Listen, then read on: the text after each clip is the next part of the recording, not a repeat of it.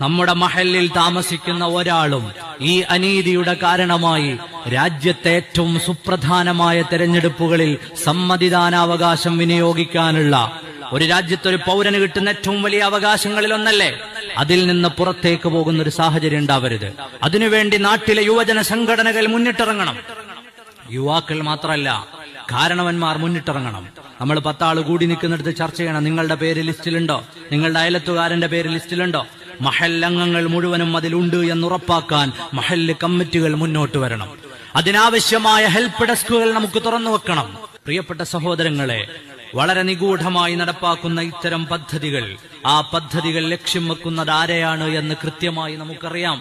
ഇനിയും നമ്മൾ ഉണർന്നില്ല എങ്കിൽ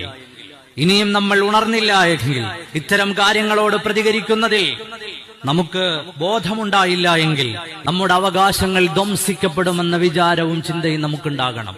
നമ്മൾ NEP-യെ അനുകൂലിക്കാത്തപ്പോ അത് PM ശ്രീയായി തിരിച്ചു വന്നു. അതുപോലെ നമ്മൾ NRC അനുകൂലിക്കാതെ വന്നപ്പോ അത് പുതിയ വോട്ടേഴ്സ് ലിസ്റ്റിലെ SIR ആയി കറങ്ങി വരുന്നു. അതുകൊണ്ട് അതിന്റെ ഗൗരവം മനസ്സിലാക്കി സാമൂഹിക സംഘടനകൾ, സാമുദായിക സംഘടനകൾ, മഹല്ല് കമ്മിറ്റികൾ എല്ലാവരും ഊർജത്തോടുകൂടി ആർജവത്തോടുകൂടി ഇറങ്ങി നമ്മൾ ഈ വിഷയത്തിൽ ബോധവാന്മാരാവുകയും രാഷ്ട്രീയ പ്രസ്ഥാനങ്ങൾ ഇവിടെയുള്ള ജനങ്ങളുടെ വോട്ടേഴ്സ് ലിസ്റ്റ് ക്രമീകരിക്കുന്ന